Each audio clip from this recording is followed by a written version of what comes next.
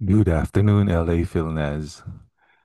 As we gather in worship, sana let us be reminded of the sacred act of tithing. Sana it is not a burden for us. Instead, it is a blessed opportunity. Alam niyo po, ang tithing is more than a tradition.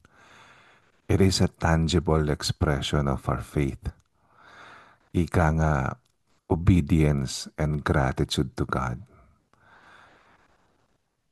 Niremind nga tayo sa Malakay 3:10 na paulit-ulit natin binabasa at iniimbitahan tayo ng Panginoon to bring the whole tithe into the storehouse.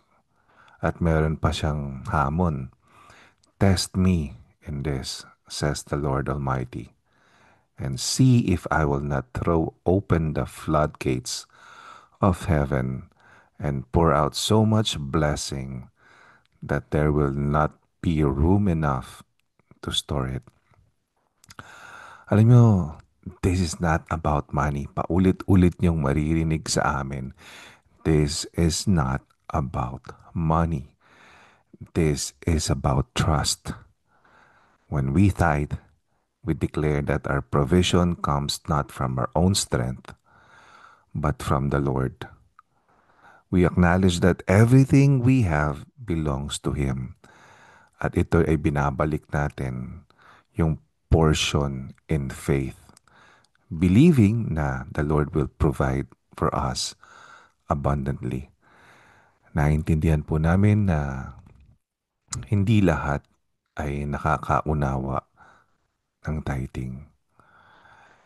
Pero let us not give out of reluctance or compulsion. Sana cheerfully and faithfully ganun tayo magbigay.